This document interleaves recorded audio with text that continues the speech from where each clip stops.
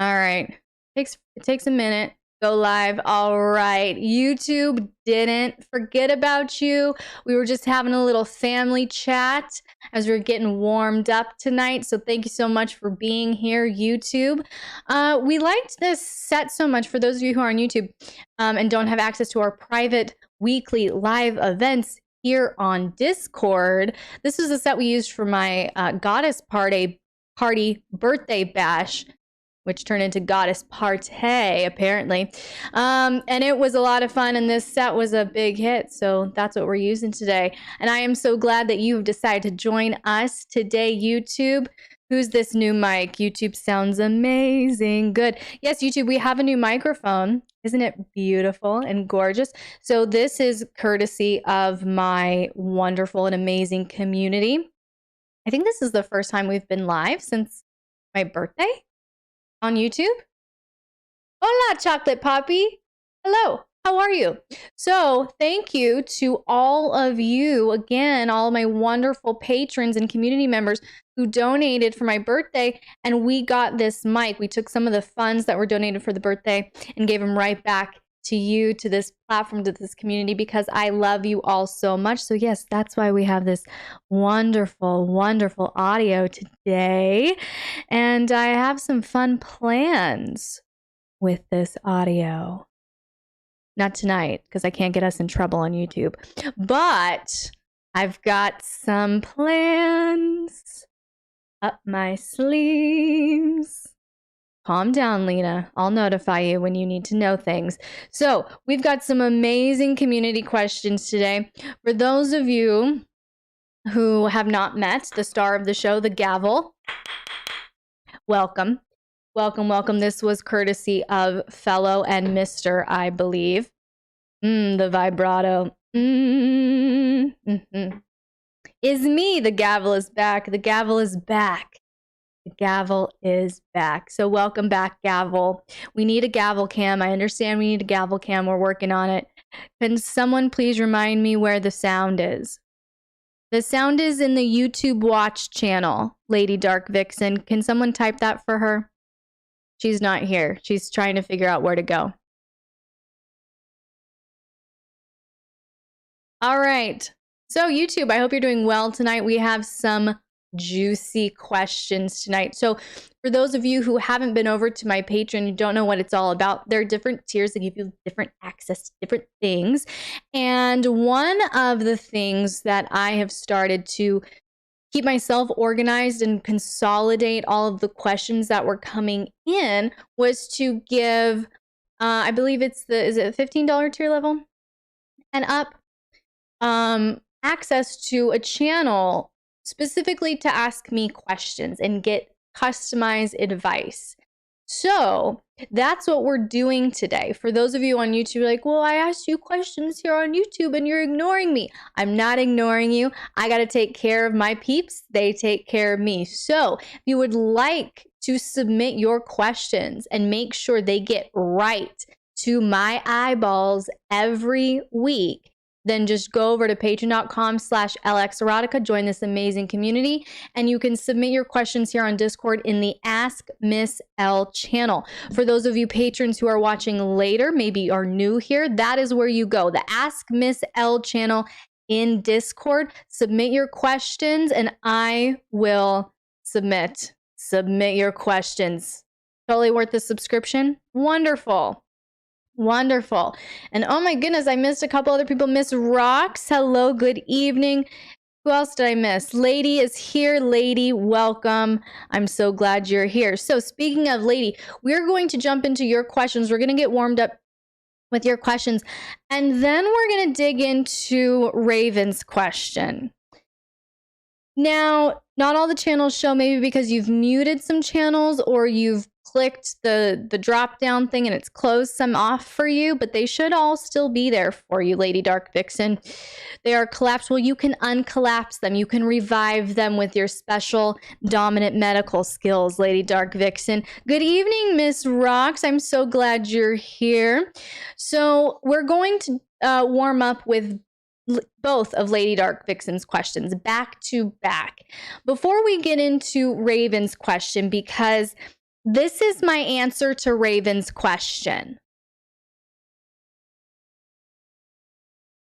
Okay?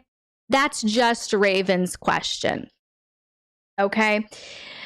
Now, I had to write it out. That's a manifesto? Yeah. I had to write it out because there was a lot to dig into with Raven's question. And I actually saw some things that were very concerning from a dominant perspective. So we're going to be as loving and as gentle as we can possibly be in answering Raven's question, but we're going to do a deep dive. And we're going to talk about some things. You're a little scared. Don't be scared. I'm going to be as gentle as possible, but I do want you to very, very much consider, and this is an honest question. And if you say no, that's okay. We won't talk about this again. But I need an honest answer. Do you honestly want my advice, my insight, my wisdom, my advice, what I'm seeing here? Or do you want me to just tell you your husband is being a jerk, you're an awesome submissive, and there's nothing that you need to do to change? Because if you're looking just for encouragement and validation, I need to know that. If you're looking for genuine advice, I need to know that. So you don't need to answer now, but think about it, okay? And I will not proceed until I get your answer, okay? So that's why we're going to jump into ladies' questions first. You want my honest advice? All right. Then, honey, remember that I love you and I'm going to be as gentle as possible, but I would like you to get some notes, something to write and take some notes with, because I really want to help you. And I think a lot of what you discussed in your questions, it's so many submissives go through it. So many submissives are going through what you're going through, have the perspectives and mentalities that you do. And I think that we can help so many submissives tonight. If you're willing to help me help some submissives, Raven, I think that we can do that together tonight. So that's my goal. We might all want to brace. I'm going to be gentle. I don't want to alienate anyone ever. And I try to start out soft so I have somewhere to climb. Anyway, with that being said, let's jump into Lady Dark Vixen's question. My notebook would love to help other submissives. Awesome, Raven. Awesome. Well, thank you so much for being here. And again, I love you and I just want to help you out, just help empower you with a different perspective that maybe you haven't seen yet. So that's what we're going to do, but not right now. We're going to jump into Lady Dark Vixen's question. And the first one is, she said, today a slave contacted me online after looking at the totality of what was sent to me. And I mean this with all due respect, but I don't understand being a non-entity. And if this is someone's or something's thing, my apologies by all means, but I have nothing from which to understand. Lady goes on to say, first of all, what kind of being doesn't understand they are a being? And to my personal point, what would my incentive to own a thing that has no value, yet I would be completely responsible for? I'd love to know more on your thoughts or redirection if needed. I love this question. I love this question. Why are you laughing, Kajira? Why are you laughing? Because I have a feeling I am a being. I am a being. So, Lady Dark Vixen, and I love that you asked this question, because I actually tweeted something the other day that applies perfectly. And I don't know if you saw this on my Twitter, and this is what sparked this in addition to this slave contacting you, but this is such kismet. Okay, Lady Dark Vixen, this is so good. You're going to love this. So here's what I wrote. You don't tweet yet? All right. Let's see. You know what? I was so anti-Twitter, and I still am. I only follow, I think, 30 accounts. And even that, I refuse to go on the home screen. Like, I just click over to my account as quickly as I can. I tweet as fast as I can. I get my ass off of Twitter as fast as fucking possible. So I don't love Twitter. I don't like Twitter. I was told you've got to start a Twitter. You've got to start a Twitter. And I was so against it for so long because I was like, you all do not want my unfiltered thoughts, right? Which is still true. But my partner and my submissive were both like, no, we do need your unfiltered thoughts and we would really like them. So I started a Twitter, and I actually, like, it's now grown on me. If the platform itself weren't so full of toxic bullshit, I would actually really enjoy it because I don't have to do makeup. I don't have to do my hair. I don't have to take a picture. I don't have to pose. I don't have to do anything. I just get to just drop wisdom one-liners on you, and it's awesome. It's like the busy man's platform, man. I love it. I love it. I can just drop a bomb. Don't have to prep anything. It's good. It's good.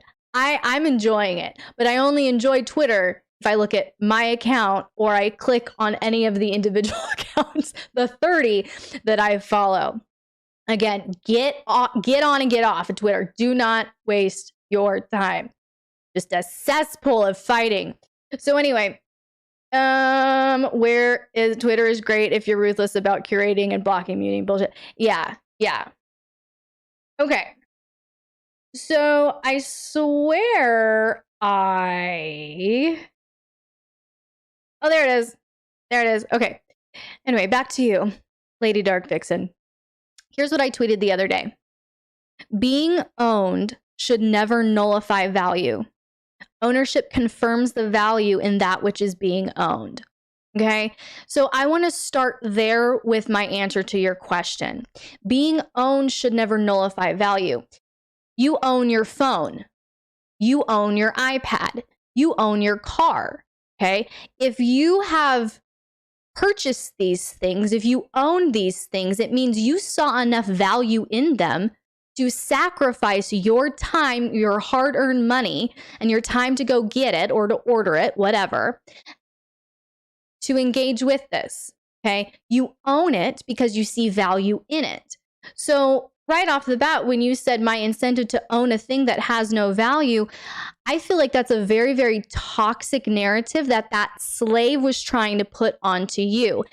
And that to me also reveals that this slave is a masochist. This slave has degradation kinks, because if they're coming to a dominant going, I'm just your chattel, I'm worthless, I'm nothing, that to me tells me more about their kinks than about a proper narrative on what it means to be owned.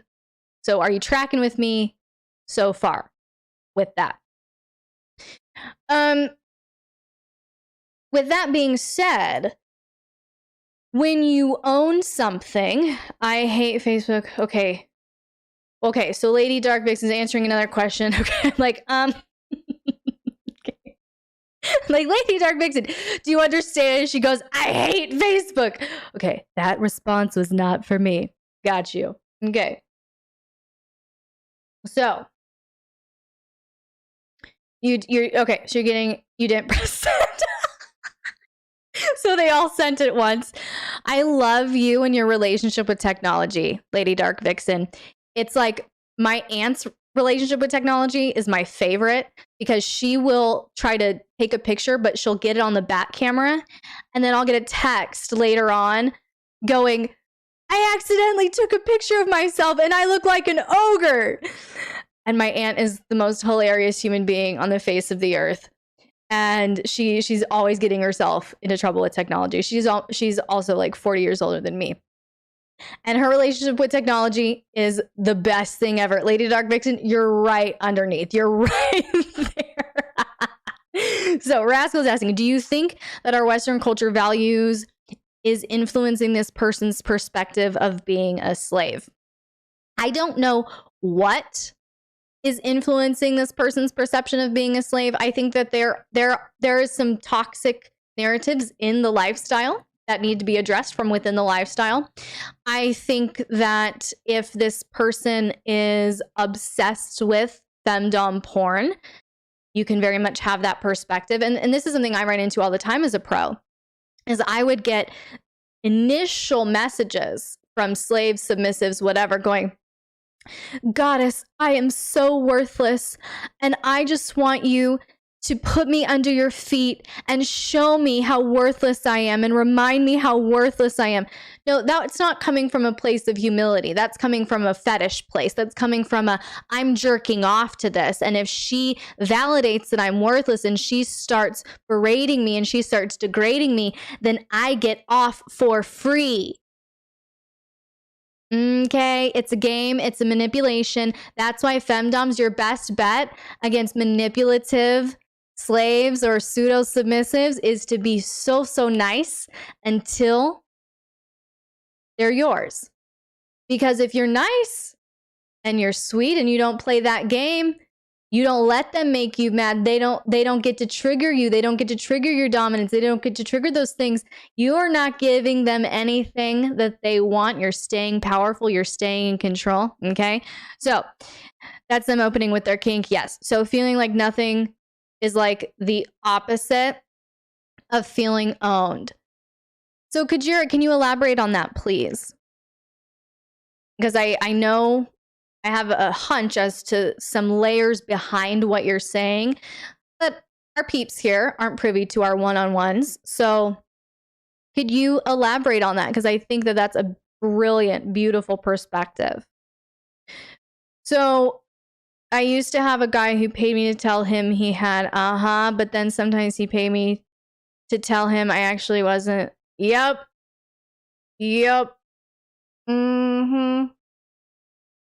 Well, that's a kink. That was the most common fetish degradation wise that I ran into. And it was like, it's just like, oh, really, this again?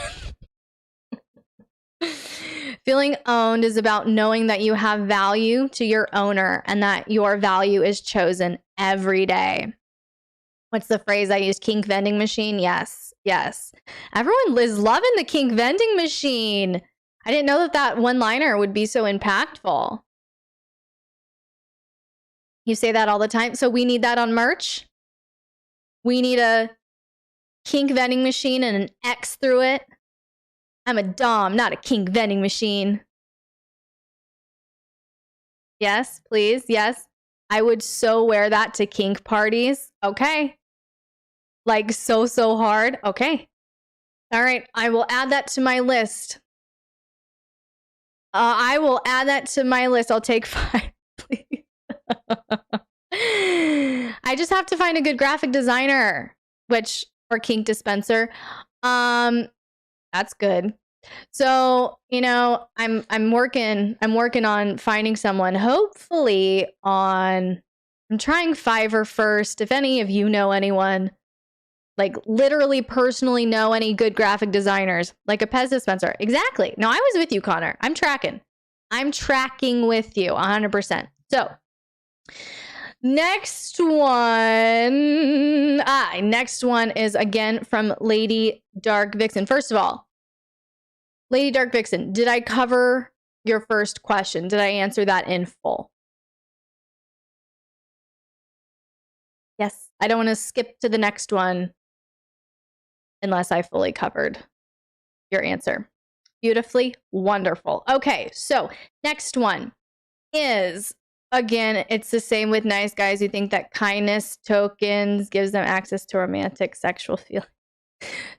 Chocolate Puppy, I love everything about how you literally typed that out. Thank you. Okay, so this one again from Lady Dark Vixen. She asks, I have only ever played with subs or slaves that I have been in a relationship with at some level. For me, that means some pretty extensive vetting. Recently, I relocated, and there is a club here that is inclusive of many lifestyles, but at its core, the focus is BDSM. My main focus there is simply to network and meet new friends. However, meeting new people, I have been asked about pickup play. I have never been comfortable about doing so because 1, my play has intimacy, and 2, I'm neurotic about safety on all levels. I need to know we are being as safe as possible physically and mentally. So my question is, how can I safely do such a thing, or should I even do so? Okay. So I love this question. Thank you so much for being vulnerable with this ask, Lady Dark Vixen. The first thing that comes to my mind, because my mind kind of splits pickup play and non-pickup play, basically. Those are our 2 broad categories, right? So we have an established relationship or we have pickup play, right? So my mind instantly starts segregating some of the definitions of, or not definitions, acronyms that we use in the lifestyle to represent consent.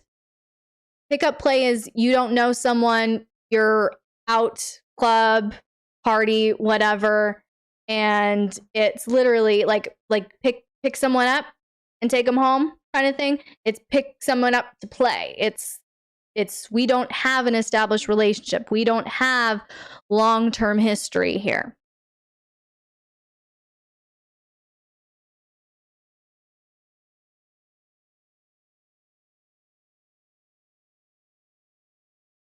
What's going in it? No, Rob. It's not an actual vending machine. It's a graphic design on probably a t-shirt or something. No one is whipping my ass if I don't know them. Okay. So Rascal's already kind of speaking to kind of where my mind goes. And one of the things that we say in BDSM is SSC, safe, sane, consensual.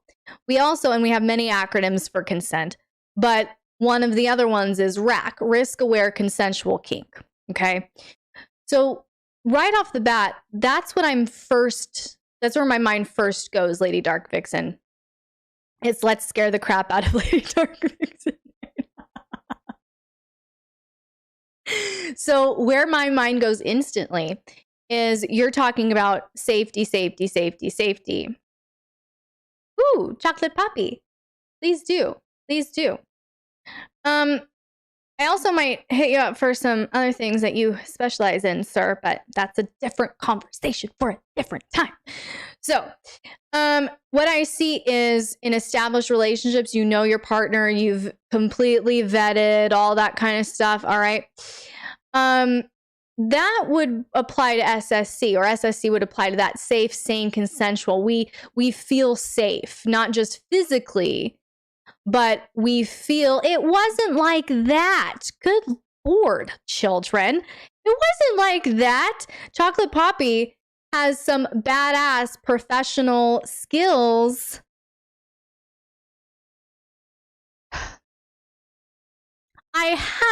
My lover is right over there, everyone. Really?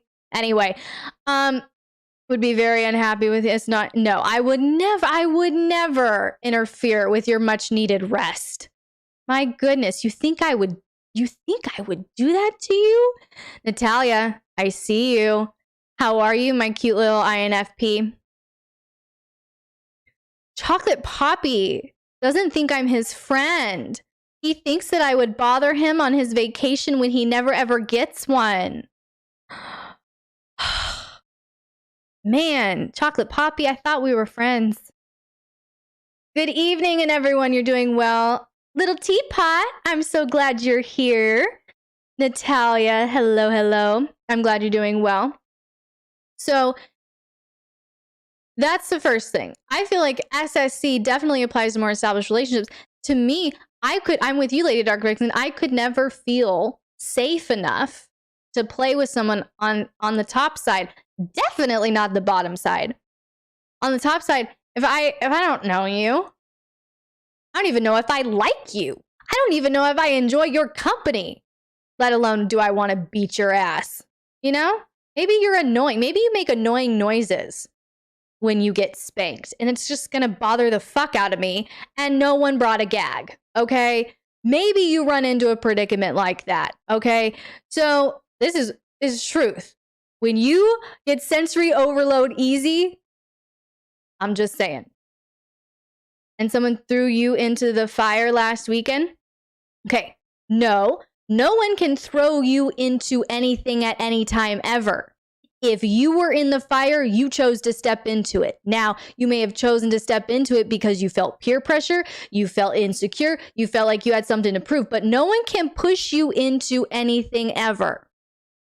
So, I'm going to circle back to one of the statements that you made because I feel like you're answering your own question here. You're saying, my play has never been like this. My play has intimacy. I'm neurotic about safety. I need to know we're being as safe as possible. Should I even do this? Should I even do this? We're each other in different bodies. This is true. This is true. Absolutely. We've even got some gender bender things going on with Bobby.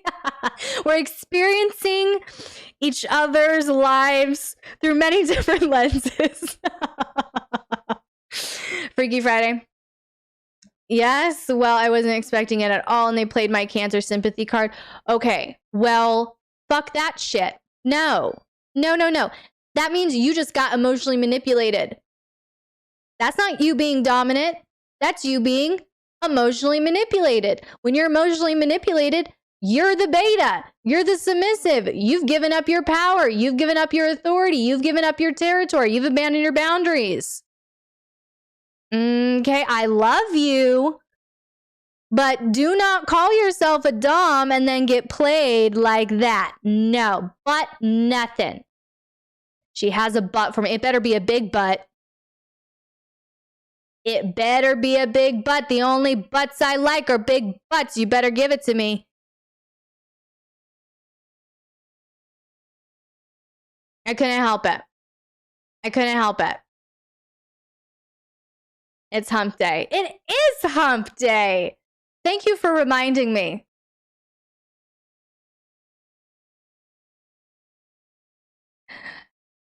Team Study, she likes big butts. I like big butts. I cannot lie. Looks at Mr. B. Shh. Element of surprise. We'll pounce on him later. Okay. So she's abandoned her big butt. Okay. So I'm just saying, no. You're dead. Okay. Well, I'm glad that you're enjoying this and you're dead, but I'm being serious right now. Don't ever let that happen again. Because if you let that happen again, I'm going to have to come to that club and wreak havoc. And I really don't have the time to do that right now, Lady Dark Vixen. I'm going to have to beat so many betas. My arm is going to get tired. And then I have to fly all the way back here. So you can't do that again. You have to stand your ground. And one of the things that you said is my scenes have intimacy, okay? If you don't want pickup play, if that's not an interest of yours, do not let anyone manipulate you or make you think that you're not dominant enough by engaging in pickup play. Do you know what makes you dominant? You knowing where your boundaries are and you not letting anyone move you from that. That is what gives you power. That's what gives you authority. That's what gives you territory. Okay? So if your play has intimacy, because you guys know what's the flow of intimacy. If intimacy is the goal, safety, then trust, then vulnerability. Okay? So if your scenes into me, you see. So Lady Dark Vixen, if your scenes require intimacy into me, you see, where you feel intimate, you feel revealed, you feel exposed, even as a dominant, then the most dominant thing you can do is own that unapologetically. And if someone comes up to you trying to bait you, guilt you, push you away from that boundary, you laugh in their face. You go, beta, I see your game. Fuck off. Okay? You aren't going to manipulate me. You aren't going to sway me. You aren't going to make me violate my own boundaries, you fucking beta. No. See, I tried to stay calm. I tried. I really did try. Be back in about an hour. Oh, we're still going to be on. I haven't even gotten to my third question yet. And now I'm getting warmed up and this is not going to be good. So yeah, we're still going to be here talking about it. So you were completely caught off guard. It won't happen again. You were completely caught off guard. So did someone come up to you and say something? Or did someone like come up to you, grab you by the wrist, pull you into something? Like, how caught off guard can you be? If it's a conversation that violates your boundaries, you go, no, not interested. And if you ask me this again, yes, the club manager. The club manager. Okay, so did you feel like obligated to participate because it was the club manager? Were you afraid that you wouldn't be welcome back if you didn't participate? Like, because that's concerning. For you to have a boundary, for you to know that you don't feel comfortable with something, and then you just abandon it so fast. I don't like that. That makes me not very unhappy. I do not like that for you, Lady Dark Vixen. That's what I'm saying. Like, this is how people manipulate. You could have said no, you were just so surprised. And I understand part of it's, flattering, and part of it's, oh, wow, the club manager. Okay, so I understand that there are different emotions that can go into it. But now you know that maybe your knee-jerk reaction when you get caught off guard is to abandon your boundary. So maybe that's how you prepare going into these situations next time, is you go into it expecting to be caught off guard so that you know what to say. Okay, go into it planning. If someone approaches me about it, what will I say? What will I do? How will I respond? If you feel like that's kind of your reaction, plan for it, okay? And that is exactly only what I did. Good, good, good. I still feel like if you, though, were resolute and going, pickup play is not for me, that's not why I'm here, then you could have very easily at that point told the club manager. Thank you so much for reaching out, for asking me, and I'm flattered, but that's a hard limit for me. And I don't feel comfortable, especially being new to this club. So no, I'm not going to engage in that. And I would kindly ask that you not ask me about this again. That's you being dominant. That's you being dominant. Okay, that club manager should not have had that level of power over you. And that's exactly what it was. I love you, but that's exactly what it was. So take your power back. Okay, and plan out your boundary. What are you going to say if this comes up again and you genuinely don't want to? You genuinely don't feel comfortable. Okay, I think that's really more of the answer here than how do you do it in a safe way.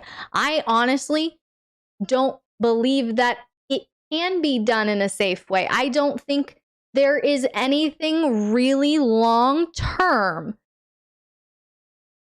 beneficial. I don't think there are any long-term benefits to that kind of play. I don't. I think it's all right here, right now. This is what I want right here, right now. And it fuels, actually, in my opinion, that kink vending machine. Because now we're going into a club, going into a party, going, can you play how I want to play? No. Can you play how I want to? No. Can you? No. Can you? And we're turning a room full of valuable human beings into kink vending machines. That's my perspective. I know it's not popular. Take it or leave it. Okay. Makes setting boundaries look easy. Is it as easy emotionally as it looks? I find it hard, but very necessary.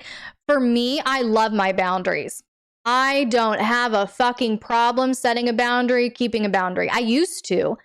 And then I was abused by a narcissist for almost 8 years because I didn't have boundaries. And after that, it was fuck this shit, never fucking again. And after, as I started healing and as I started coming out of that fog that I was in and swinging to the other side, finding my power again, coming back and finding my health again, my mental health, my emotional health, all of that. That is when it was like, I've been through hell. This is the prospect of offending someone or hurting someone's feelings. You can just build a bridge and get over it. So I really don't give a shit at this point. I really don't care. If I offend you, bye. You don't have to watch me. You don't have to listen to me, but you are not going to control me. You're not going to control my words. You're not going to control my language. You're not going to control my thoughts. You're not going to control anything about me. If I offend you, you can leave. But if I offend you, you might want to look inside as to why are you so powerless and easily offended. So, anyway, I digress. So, are we warm enough and ready to get to Raven's question? Because I know it's very late/early where Raven is. Anyone else have any follow-up thoughts to that? Tee it up, light the fire. All right. Tee it up, light the fire. We're ready to go? Okay. Whoo! It is hard to stick to your boundaries, especially when you are caught off guard, but when you get fed up and reach your point, it's easy to set. Actually, Miss Rocks, I think that if the only way you can set boundaries is when you are fed up, then your boundaries will very easily be manipulated. You can be very easily manipulated into boundaries or the illusion thereof, or you can be manipulated out of them. If emotion and boundaries go together, you're fucked. You should, and here's the thing. This is, I think, the problem people run into when they're setting boundaries. Whatever boundary you set, you have to be willing and capable of reinforcing it all the time. All the time. And if you are not willing and capable of reinforcing that boundary all the time, pick a different boundary. Because a boundary that you do not withhold and protect is a non-existent boundary. And then you actually set yourself up for more disrespect and for more violation because you told these people, here's my boundary. They violate it and you let them get away with it because you weren't emotional enough to confront it.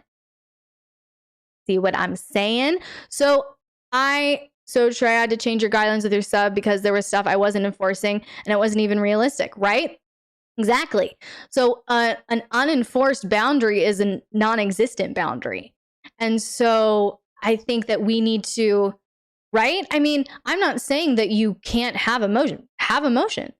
But if the emotion controls the boundary, then you're being controlled by your emotions. You're not in control of your emotions. The boundary must control the emotions. The emotions cannot control the boundary. All right? That was a good little nugget. Wasn't even anticipating that one, but you never know what you're going to get when you tune into a Miss Elle live. Join my Patreon. It's even better. Patreon.com/AlexErotica. All right. I had to get one little plug in there. Just a little baby plug. Because our graphics with the fire that I like so much, they're not here because they were pinned to another screen and I like this screen. So I had to get my one little plug in there. Don't judge me. Actually, to our last point, if you do, fine, you can leave. All right. So now we're going on to Raven's question. Raven is ready. All right. Raven has her notebook out. Now, again, Raven, I want to say that everything that I'm about to share with you tonight, I took a solid about hour today, very carefully reading through your messages, looking at patterns, looking at words, looking at details. And I feel like I got some insight to the situation. And that's what I'm going to share with you. You might not like what I am going to say, but I truly believe that if you can take it to heart, it will dramatically help you and it will dramatically shift your dynamic. So just remember, everything that I'm going to say comes from a place of love, not condemnation, not judgment, okay? But sometimes we have to call a duck, you know? Sometimes in order to grow, in order to change, in order to move forward, we have to call it out where we are, right? We need to know where we are to get where we want to go. So that's all we're doing tonight, Raven. So here we go.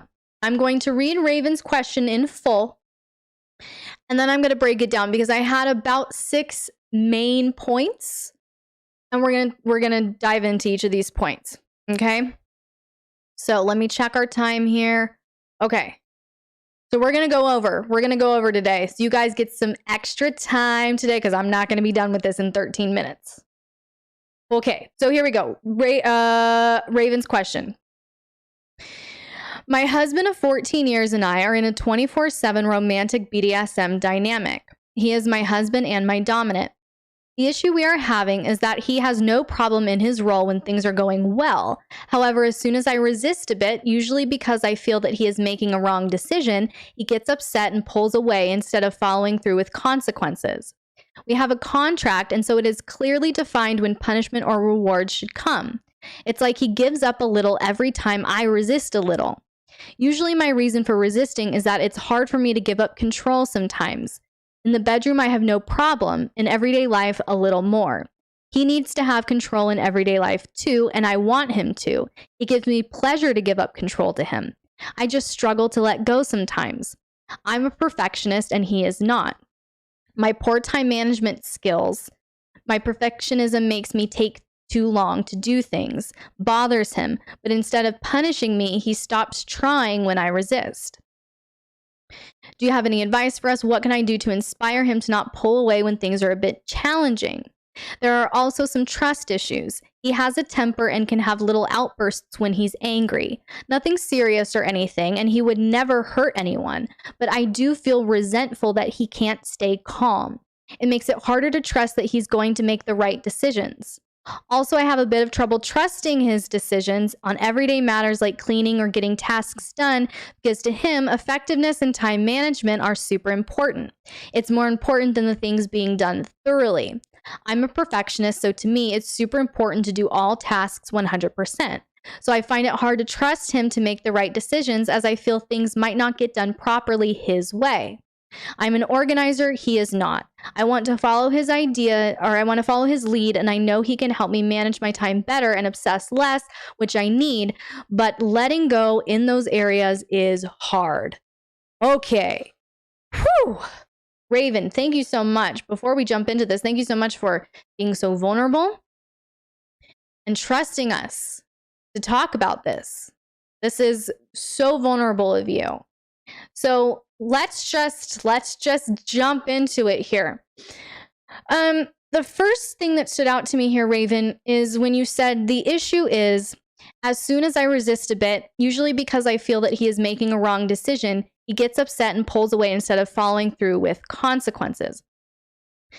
And Raven, the first point I want to make to you, and I'm just going to kind of read it out to you, is if you are unwilling to obey because you feel your dominant is making a wrong decision, call your safe word and take back your autonomy.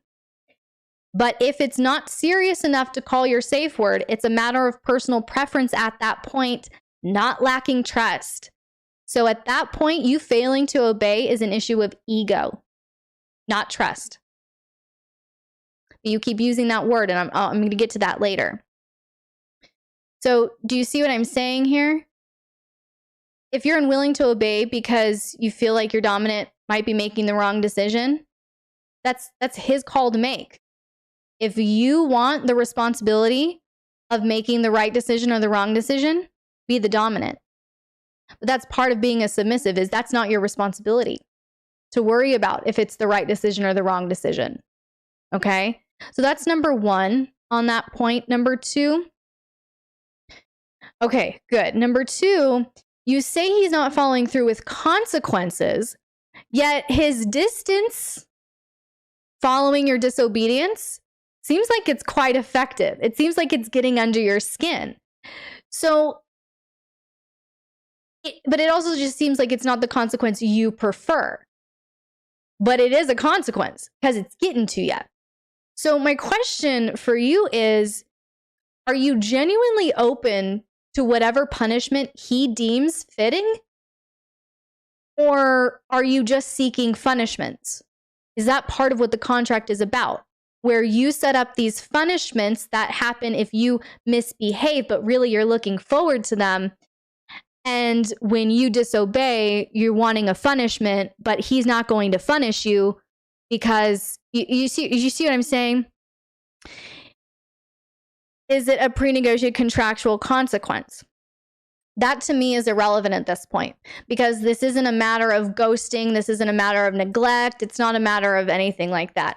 And I do think the dominant should have the freedom, especially in a marriage, especially in a long-term pre-existing relationship, to be creative and administer a punishment or a consequence that isn't necessarily explicitly in writing.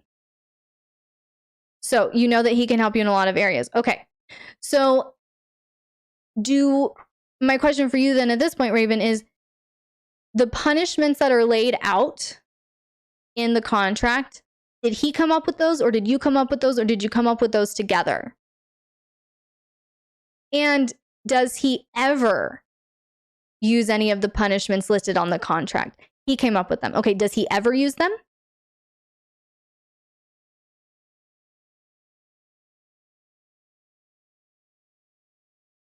So he came up with the punishments, but he doesn't really use them.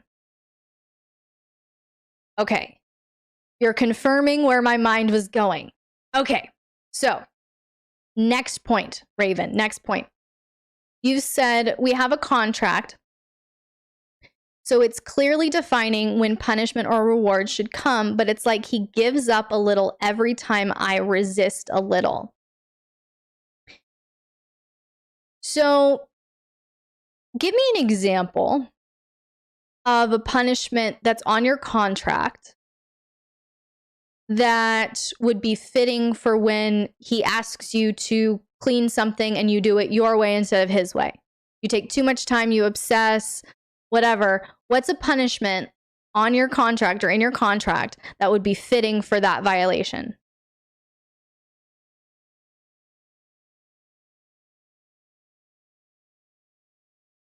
Do, do, do, do, do, do, do.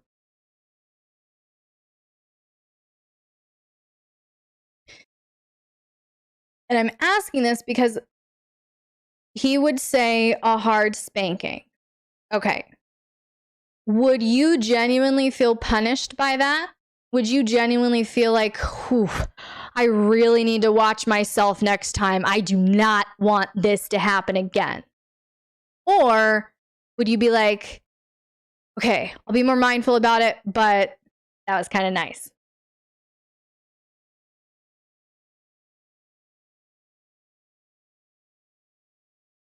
It hasn't been hard enough yet.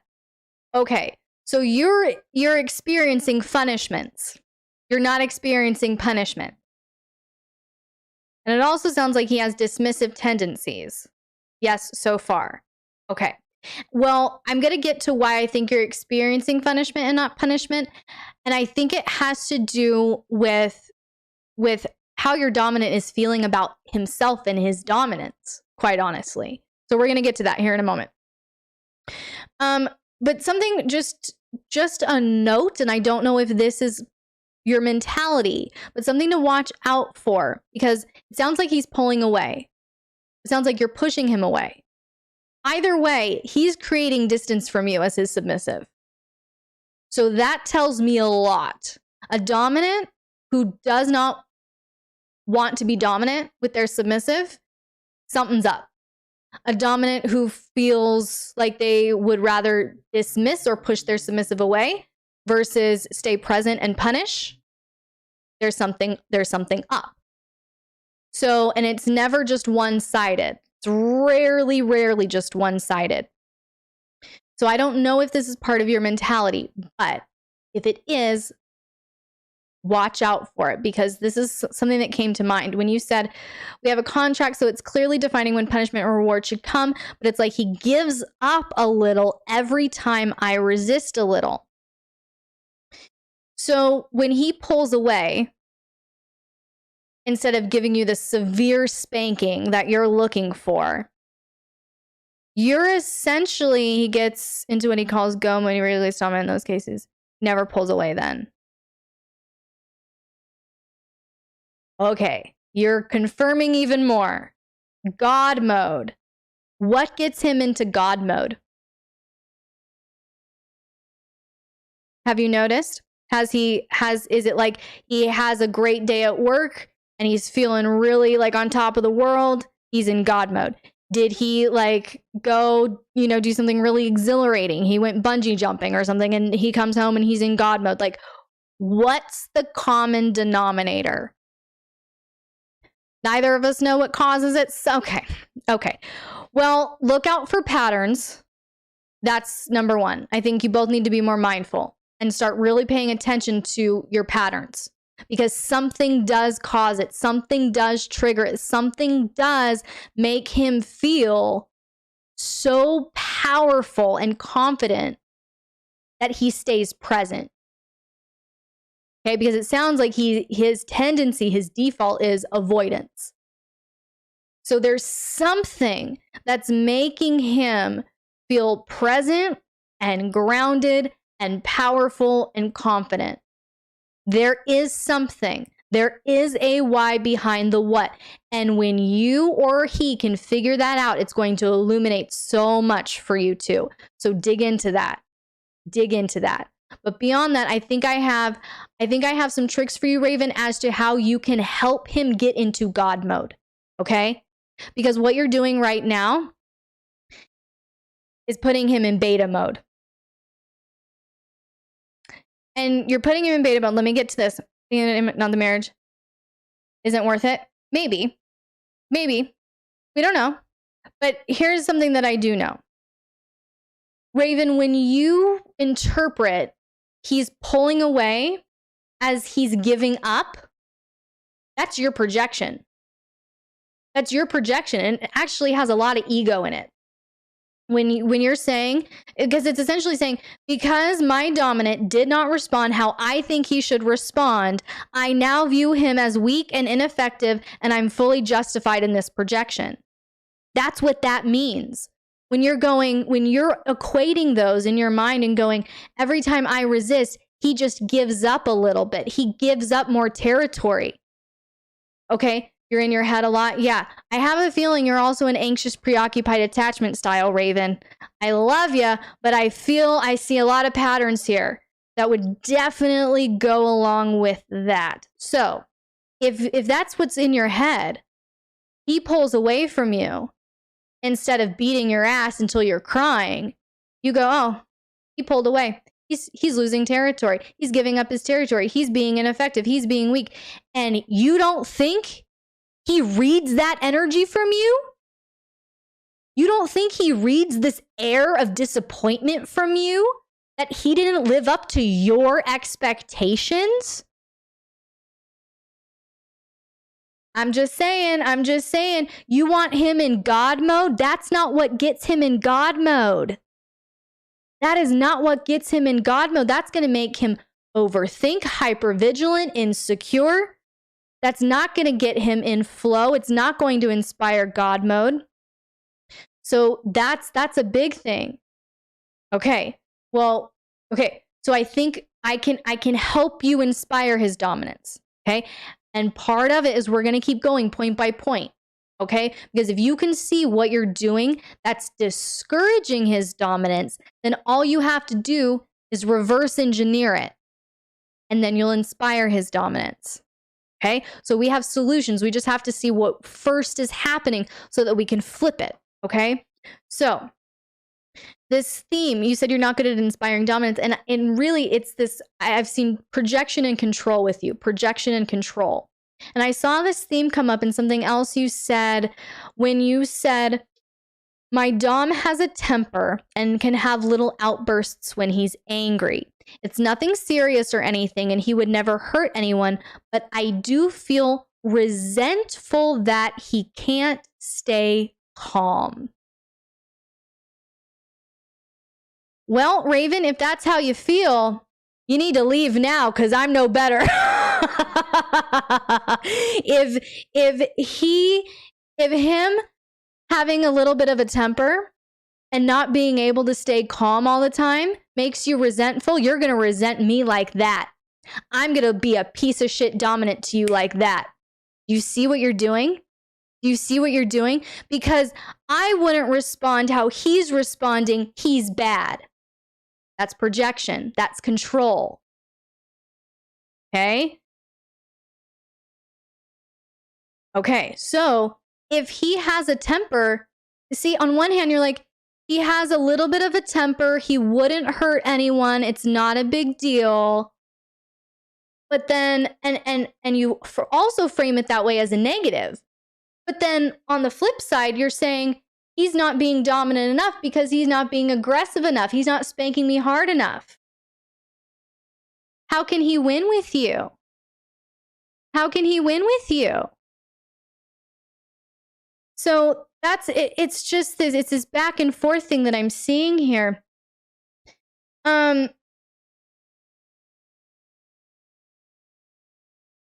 And honestly, to that point about, you said he has a little bit of a temper, he can have little outbursts, nothing serious, he would never hurt anyone. But you use that as reason to not trust him.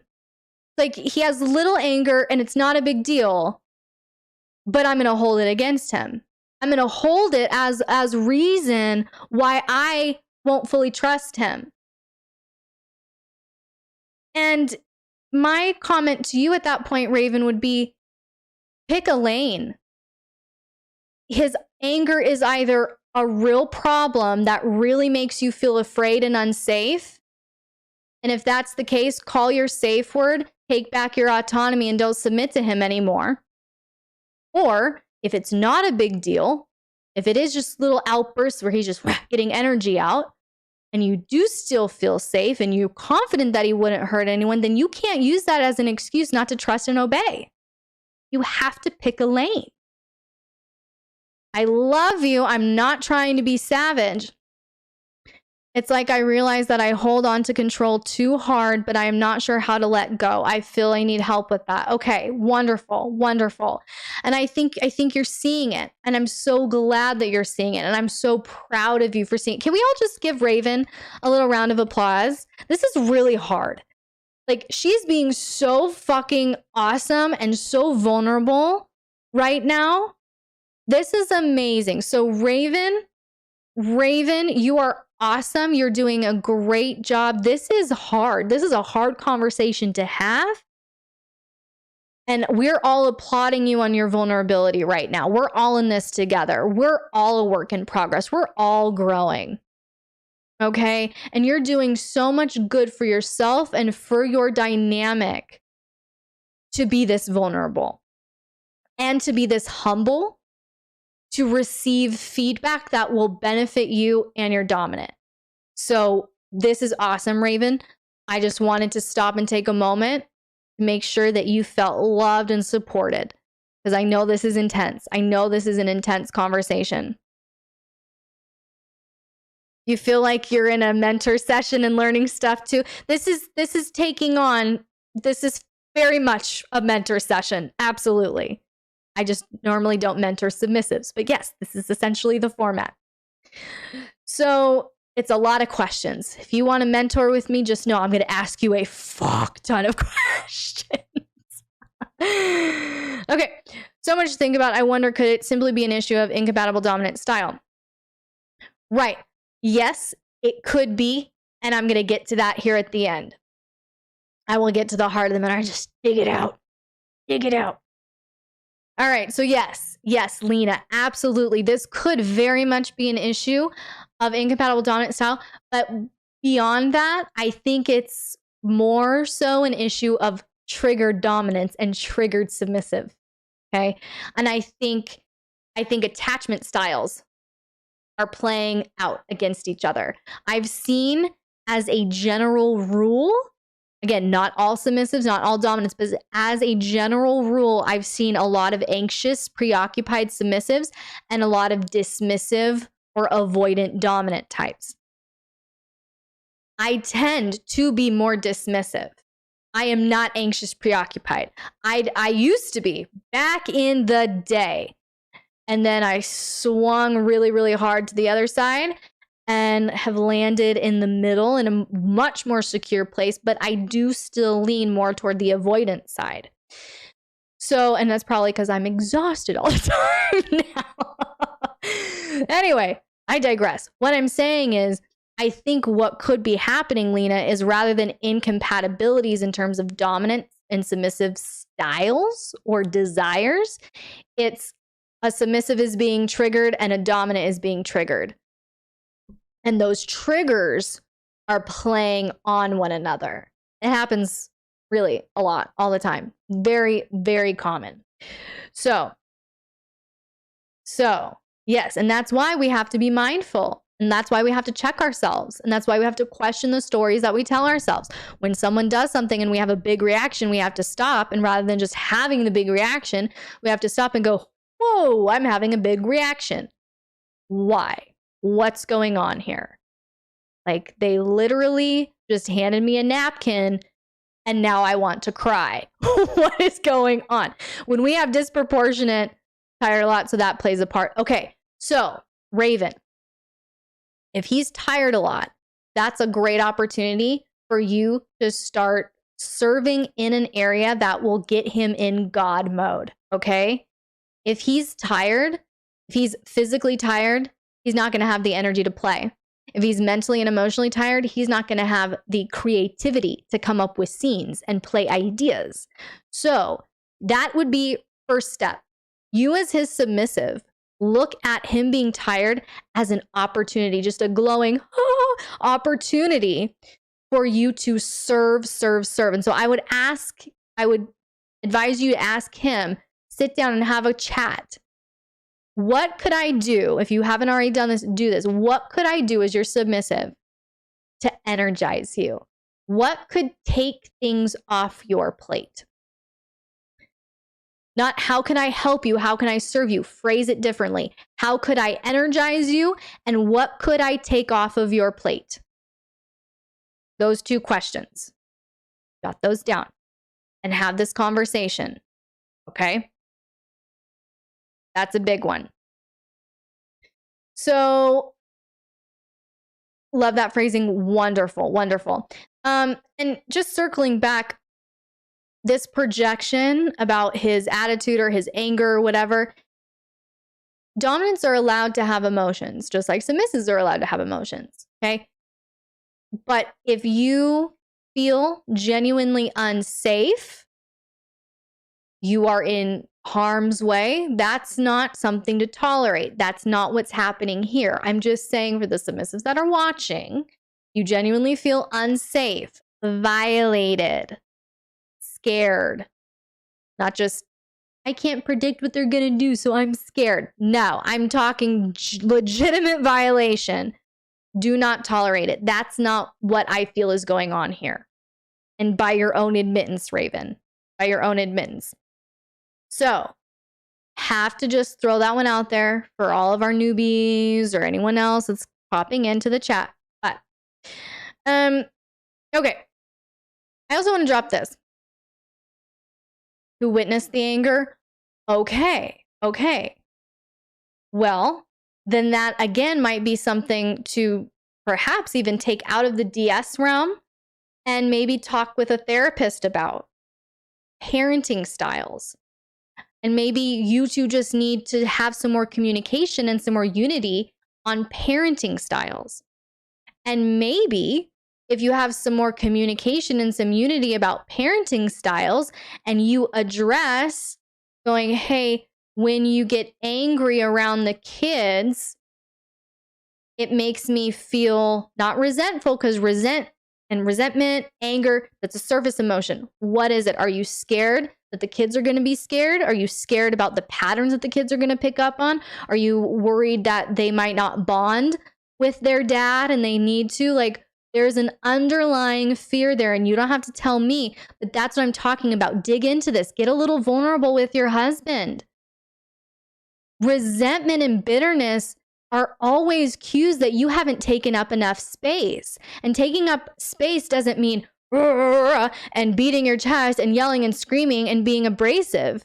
It could simply mean you very calmly, with lots of compassion and empathy, talking to your spouse about their parenting style. Or bringing up, hey, maybe we should go to a family therapist and get on the same page about some things. And then you will voice your concerns. You'll take up the space that you need to. You'll no longer have that concern about the anger in the children, and therefore you won't feel resentful anymore and attach it to your DS dynamic. All right. Do you think they could take a break from the dynamic for a period of time and allow themselves to reflect on what they want from the dynamic? I think they could do that in or out. They're married. I feel like when you're married, you're in that covenant, you got whatever, you can do whatever the fuck you want to do in terms of what will make you and your spouse more unified. And so if that means putting it on pause and just going straight vanilla and kind of resetting, there's absolutely nothing wrong with that. But maybe you aren't asking the right questions. See?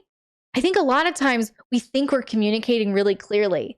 And we need to stop and mirror back and really get some feedback. So it could very well be that, where you just need to ask different questions, have different types of conversations. Absolutely. Absolutely. But I do want to talk about what you laid out in terms of tasks. We talk a lot. Wonderful. Excellent. So maybe you can talk about tasks too, because it seems here that you have this dilemma where you tend to be a perfectionist and obsess over getting the tasks done, in your words, thoroughly. Your dominant wants it done and move on because we've got shit to do. So here's the thing. And you said multiple times in your question that you have trouble trusting him on these tasks, because if you do it his way, it might not go well, or it might not end up well, whatever. I'm just going to read you what I wrote earlier. As a submissive, your role includes sacrifice. Submission does not happen until there's a disagreement or conflict of wills.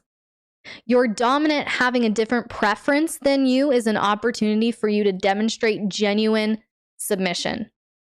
If the only time you're willing to serve and obey is when your dominant's will matches your will, you're not being submissive, you're topping from the bottom. I love you. Again, I'm trying to say this as lovingly as I possibly can. Hate doing rework if so I can understand her feelings on this is not a show. But she didn't give me the impression that her dominant would be like, oh, no, missed a spot, go back and do it. She was giving me the impression that her dominant was like, it's good enough. Let's move on. Okay. There is a difference between excellence and perfectionistic obsession. Excellence is good. Perfectionistic obsession, not so good. Why? Perfection doesn't exist. So you will obsess over an illusion. You will obsess over a fantasy, and you will waste your time. And if your dominant asks you to do this task, you are now wasting their time by doing their task in a method you prefer, but not they prefer. That's selfish. That's not genuine submission. Feels Mr. staring at you. Yes. If it breaks, she has to go back and fix it. If it breaks, she has to go back and fix it. How can you break a chore? We're just talking about chores. I'm not sure that there's anything like big projects that she's breaking. That's not what I got. And if that's the case, then so go back and fix it. If you have to go back and fix it, that's still a point of yielding as a submissive. It's still a point of sacrifice as a submissive. You don't want to go back and redo it? Okay, well, your dominant does. There's your shot to be submissive. There's your shot to sacrifice your will for their will. True submission does not happen until there's a disagreement or conflict of wills. If the only time that you obey your dominant is when your dominant is commanding you to do everything you genuinely want to do, you're not being submissive. You're controlling the dynamic. You're topping from the bottom. So, anyway.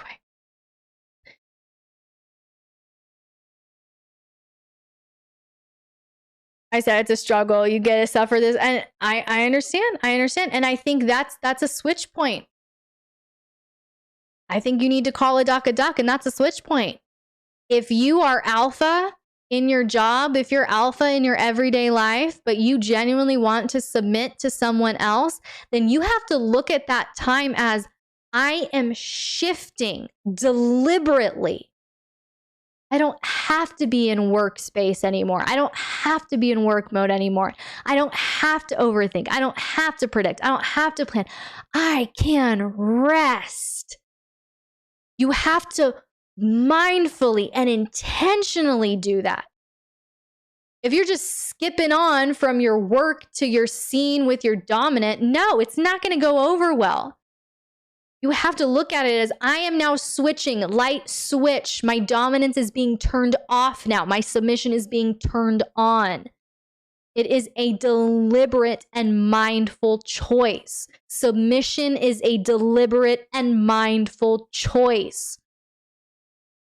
If you are alpha and you're dominant in your everyday life, at your work, whatever, you are technically a switch. Switch points don't just happen in the lifestyle. So look at it as a switch point and go, oh, that was me in dom space. I am tired now. I don't want to be in dom space. I am switching deliberately and mindfully by my own choice into a place where I don't have control so that I may rest.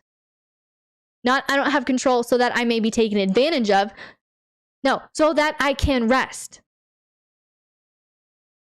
Submission is work, but the work should include rest. There should be rest. There should be lots of rest for submissives.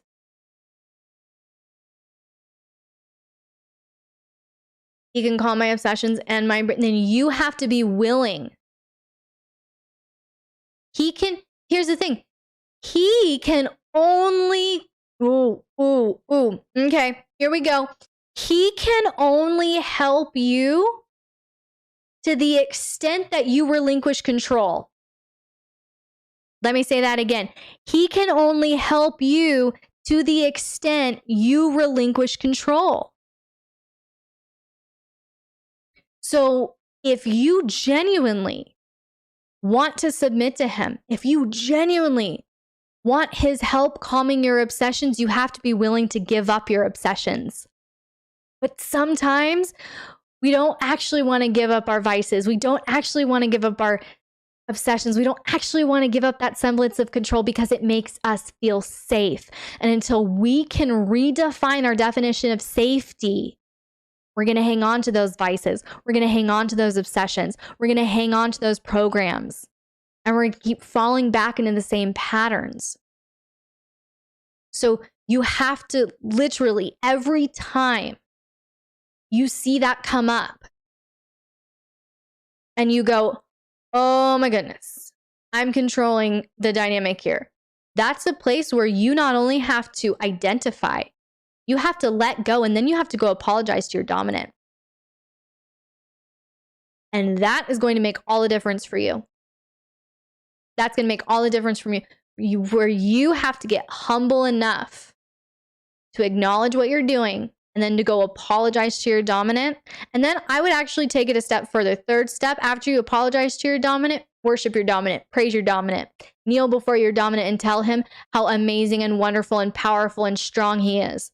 Tell him how much you love his authority. Tell him how much you love his leadership. Acknowledge it, apologize for it, and worship. Praise him. You want to talk about getting into God mode? Any other dominants in the house? Can give me a that'll start putting it in the right direction.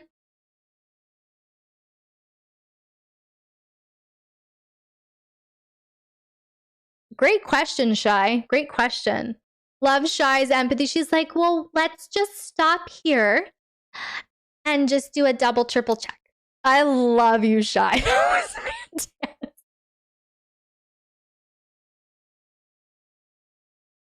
Exactly. Don't say sorry, fix it. I don't want to hear sorry. I don't want to have the same fucking conversation a million times.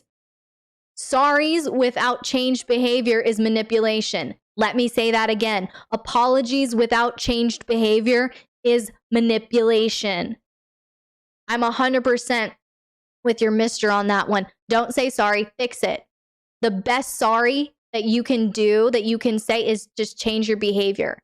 Absolutely. But I think acknowledgement would go a long way here. Because he does feel disrespected.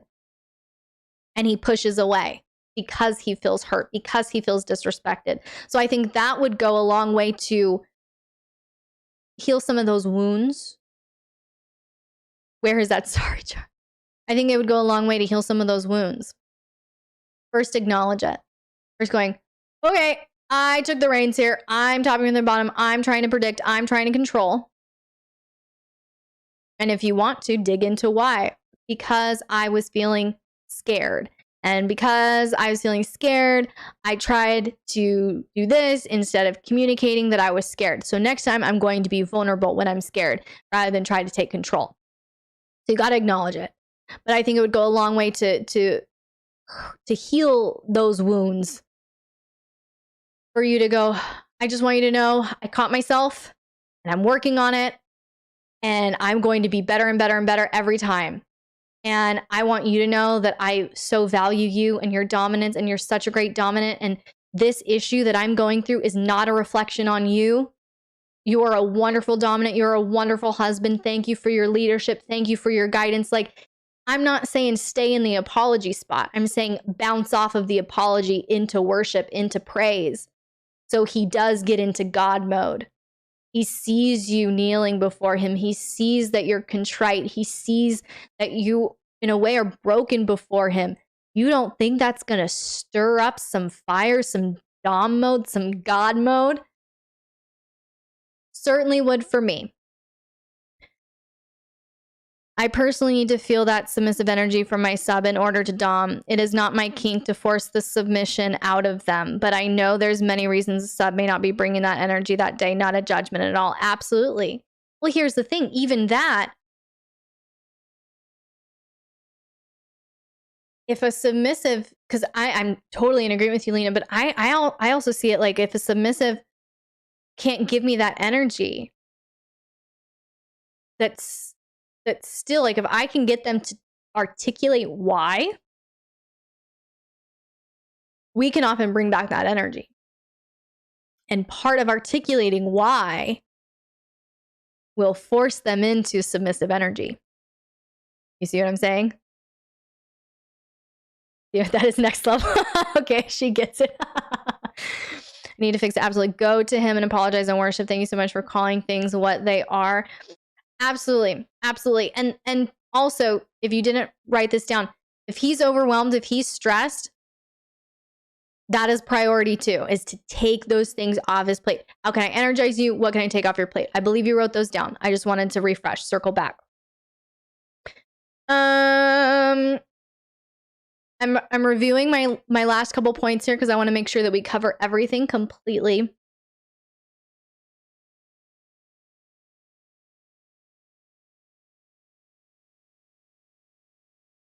Okay.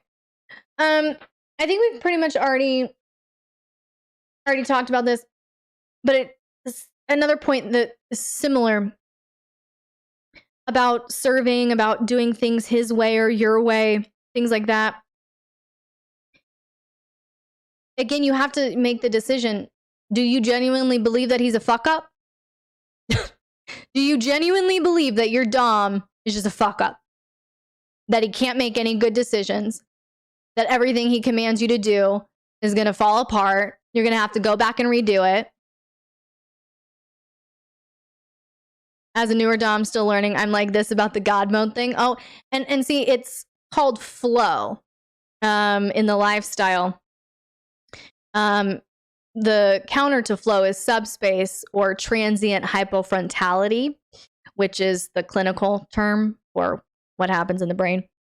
And they're both literally neurological effects that happen. The brain and the body. It's amazing. It's amazing. He is an amazing man, just not organized. Okay. Here's the thing. It's not your job to fix him and make him organized. It's your job to serve him. It's your job to serve a disorganized dominant. Oh. So what if he's not organized? So what? Do it his way. Do it his way. And if he never gets organized, you know what? You can still be his submissive. The mess stresses you out so bad. Okay. Then here's the thing. It seems like he's trying to get you to help with this whole situation, but you're obsessing so much over making everything perfect. It's ruining the efficiency in him getting organized. He's like, I have a million things on my plate and I've given you 10 of them to take care of. And he checks back in with you at the end of the day because those 10 would genuinely help him get organized. And you only got 5 done because you were perfectionistically obsessing when he never asked you to do that. Yeah, if I was him, I would be really fucking mad. And then you go and blame me for being disorganized. I was trying to get your help as my submissive to be more organized. Do you see? Do you see? That's what I'm seeing here. He's like, yeah, I am disorganized. Sometimes not an A+, absolutely. And that's the thing. If your dominant says it's enough, who are you to say it's not? Submissives, if your dominant says you're doing enough, who are you to say that you're not doing enough? If your dominant, submissives, says you are doing enough, what gives you the right or the authority to say that you are not? You submissives can oftentimes create so much unnecessary work and stress and heartache for yourselves because you're adding so many. And why would you argue with that's good enough? Because you don't feel good enough as a submissive. You don't value yourself high enough as a submissive. And if you feel constantly not good enough and your dominant says you're good enough, that's going to trigger your cognitive dissonance and you're going to start spiraling in shame. That's why. Yikes, even I feel called out. Yeah. It's like we're saying we know more better than they. Absolutely. If your dominant says you're doing what I asked and it's good, then it's good. That was a statement, not a question. Crawls into the called out. No, that wasn't toward you, Rox, or toward Raven, or Rascal, or Natalie, or Natalia, or fellow J. No, that wasn't specifically toward anyone. That's the point that I'm trying to make. That's the point I'm trying to make. You submissives create so much heartache for yourself and then stress on your dominant. And then you wonder why your dominant is tired and lacking creativity and doesn't want to play. Well, they're like, okay, well, I told you what I wanted and you did that and all these other things that I didn't want. And now I have to go back and take all this time to address all these things that you did do that I didn't want you to do.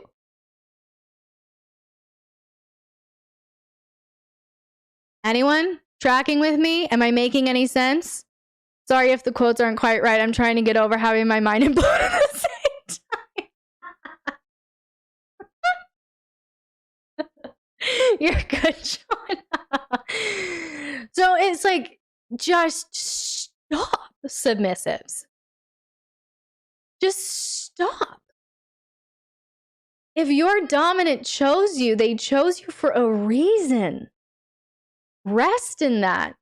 And even if there are things about you as a submissive that your dominant is changing, they're modifying in your behavior, they're training behaviors into you and out of you, they're doing so, they're investing in you because they see value in you, because they see worth in you, because they want you. I'm sorry, I don't give anything my time or attention that I don't see value in.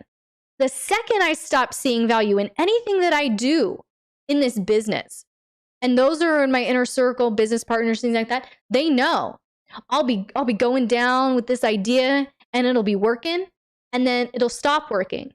And literally the second it stops working, I cut it. I go, okay, nope, done. What's the new thing? What's the new idea? It blows my mind how she can do that, because it's not attached to my ego. My ideas are not attached to my ego. I just want to serve you all the best possible way that I can.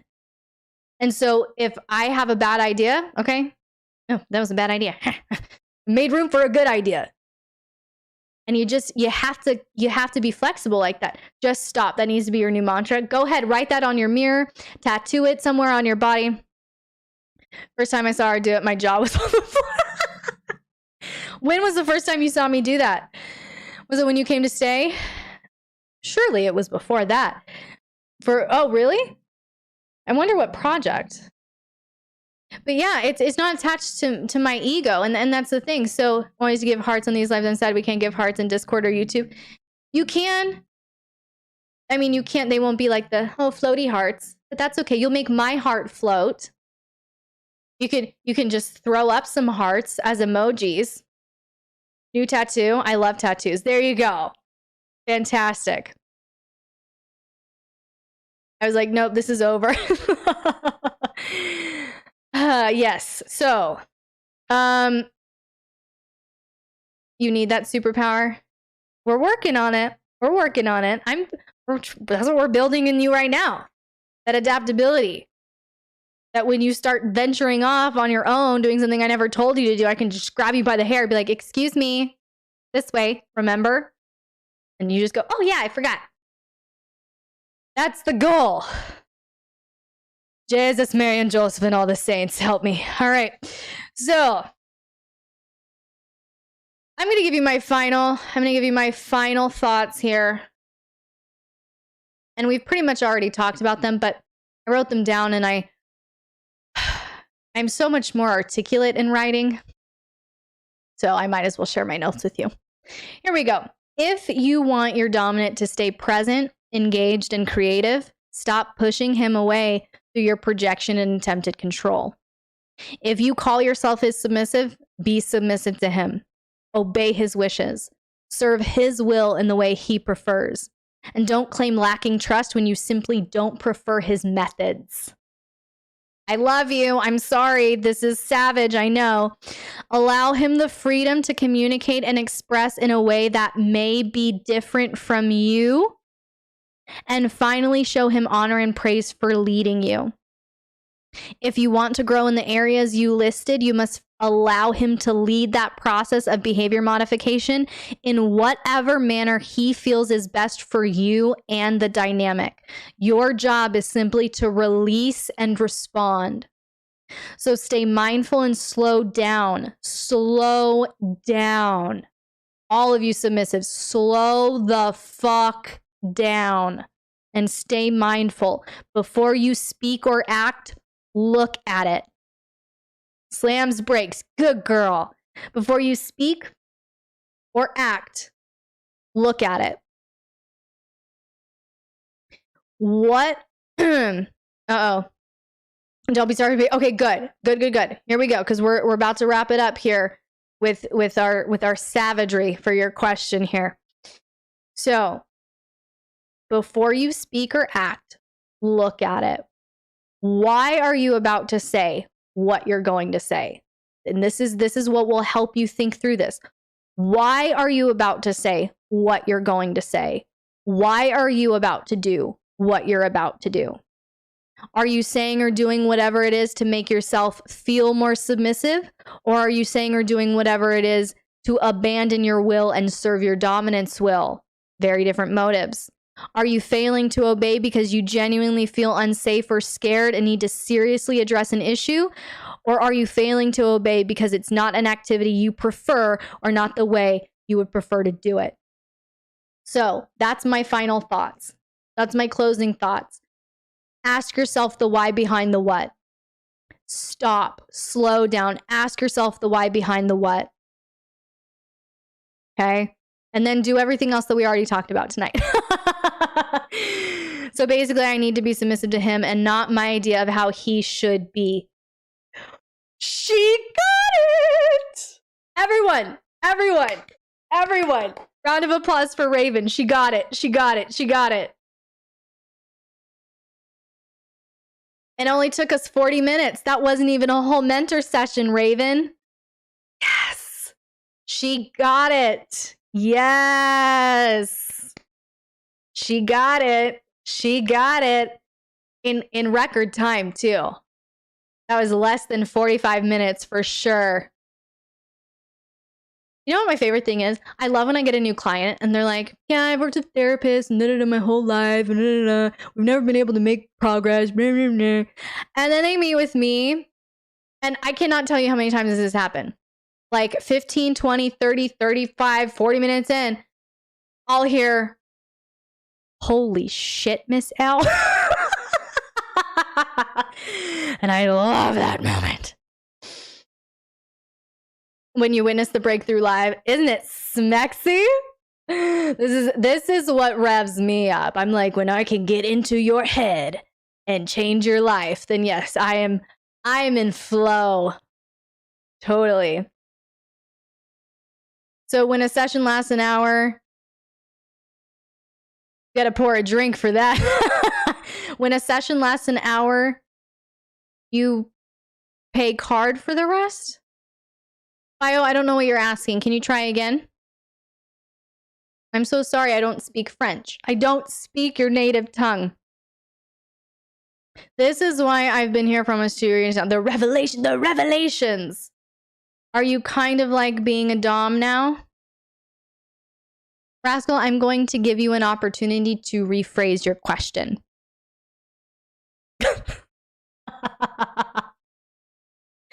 Wasn't it Rascal on the last live? He's like, us men can be pretty stupid sometimes. Playing out right before our very eyes, Rascal.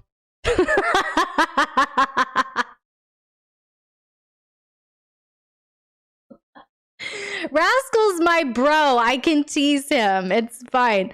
Rascal doesn't mean any harm. He's my bro. But I'm just saying, Rascal. I was talking about my mindset when the lights go on. Rascal, I think as far as you're concerned, I'm in dom space all the time. Okay? That's all you need to know. So when a session lasts an hour,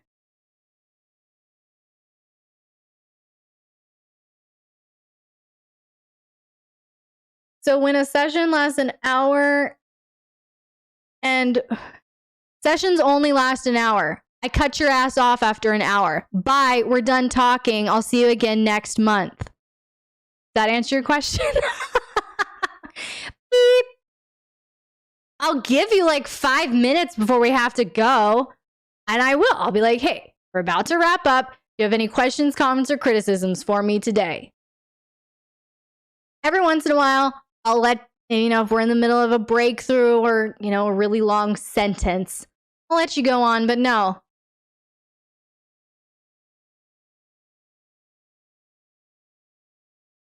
$45 mission accomplished, but she charges for the, yeah. Well, I've never had anyone peace out. They'd be like, 45 minutes, yes, breakthrough, thanks, Miss Elle, bye. Like, bio, I thought we were friends. Shit.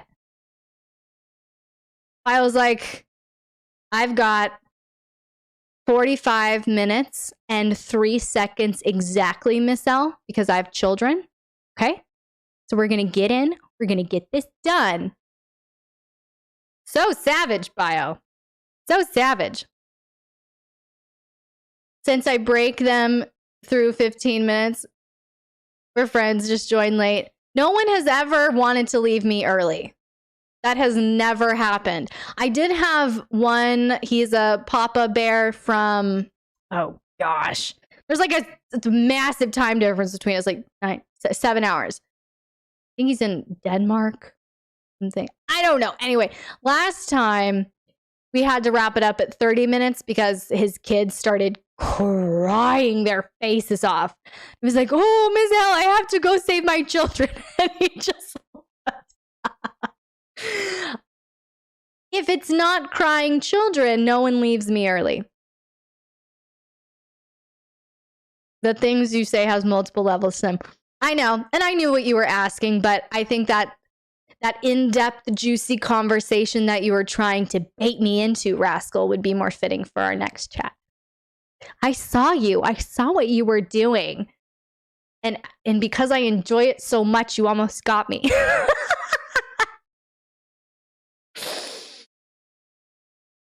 I'd stick through even if the house was burning. A man that prioritizes his kids. So yeah, he's a good Papa Bear. Good Papa Bear. Sweet, sweet woman that he's with. Great little adorable family. Yeah. He was just like, oh, Ms. Elle, I have to go right now. Like, you do it. You do it. I'm not going to get in the way of that. So, we have had a long live tonight. Thank you so much. You're truly amazing. Oh, good. Raven, I'm glad that we're still friends. Yes, thank you so much. Let's circle back. Raven, are you feeling loved? Are you feeling supported? I know I had to speak some truth, and it was savage, but I also hope you felt the love and the support in what I was saying.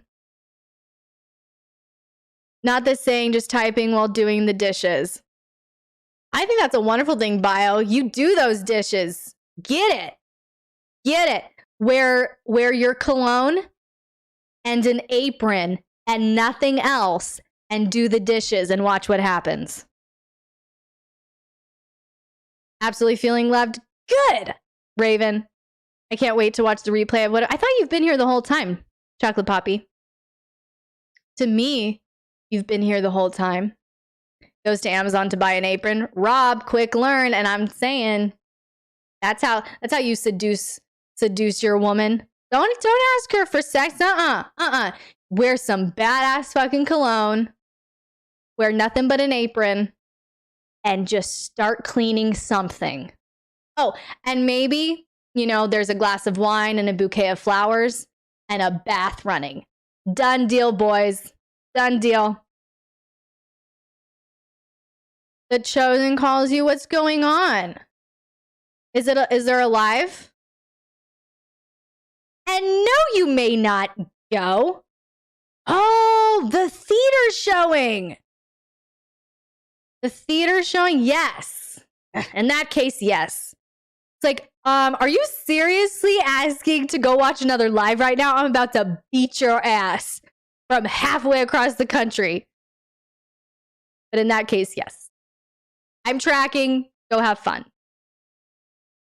Like, man, she's really feeling risky tonight. Sam. Dallas better be in your house right now, child.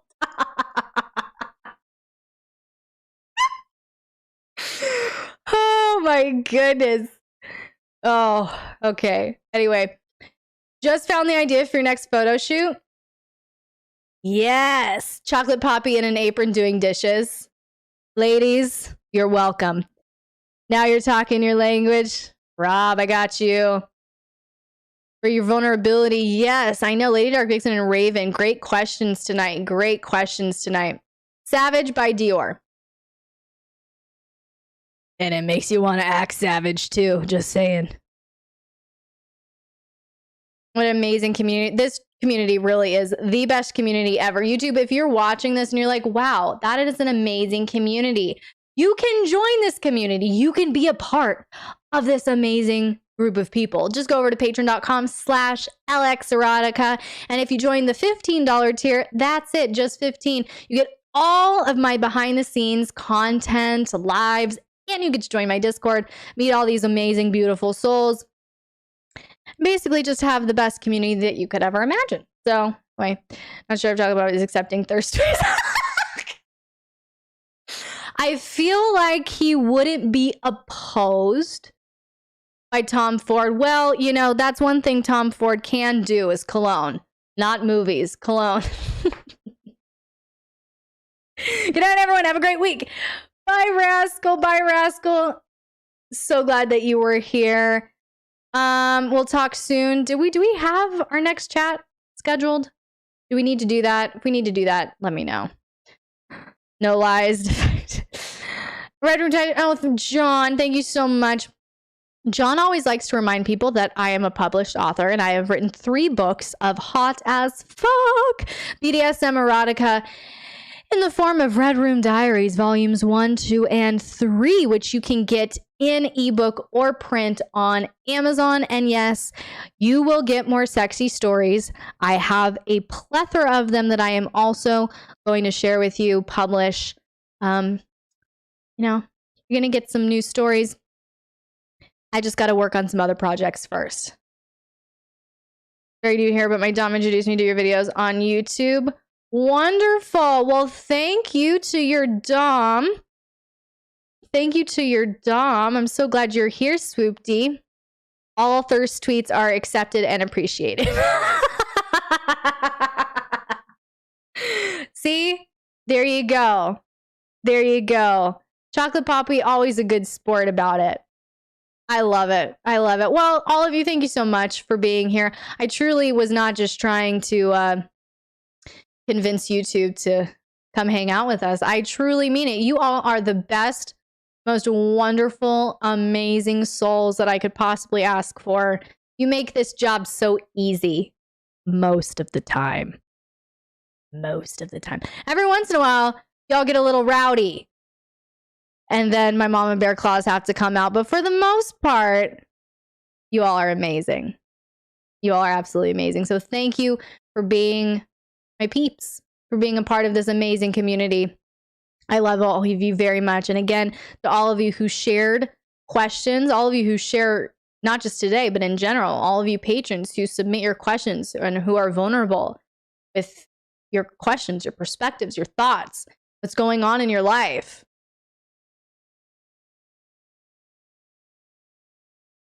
That takes a lot of vulnerability. That takes a lot of vulnerability. So thank you for doing that. Thank you, Miss Elle. Uni. I didn't even know that you were here until now, and this is your first introduction to me, and you're asking me to do something for you, and this is the first time you've introduced yourself to me, unless you have changed your username, because this is a new one. Who is Uni? Uni, did you just change your name from something else?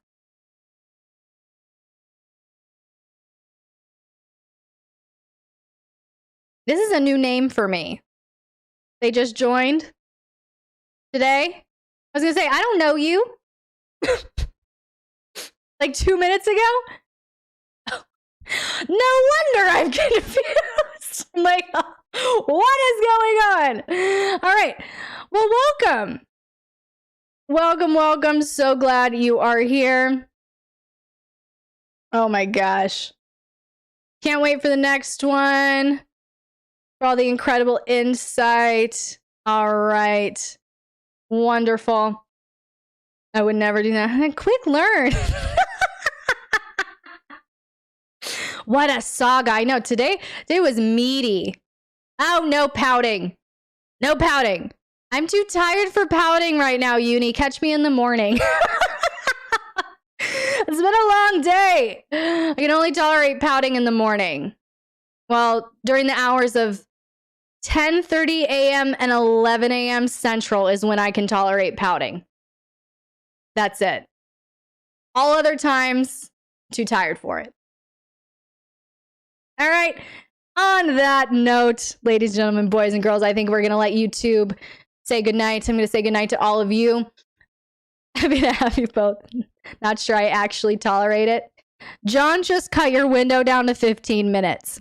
You are all allowed to pout now only between the hours of 10:45 a.m. and 11 a.m. Central Standard Time. John did that. I was opening it up to an additional 15 minutes for pouting and whining and fussing and crying. John just cut it down 15 extra minutes. Let's watch.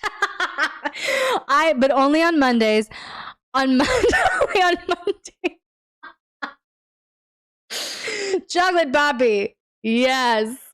Boo and bah humbug.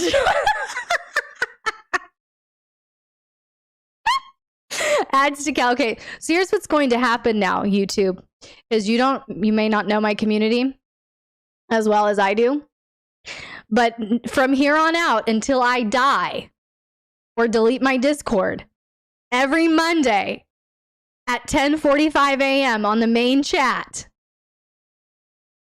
is going to be the most relentless bratting you have ever experienced.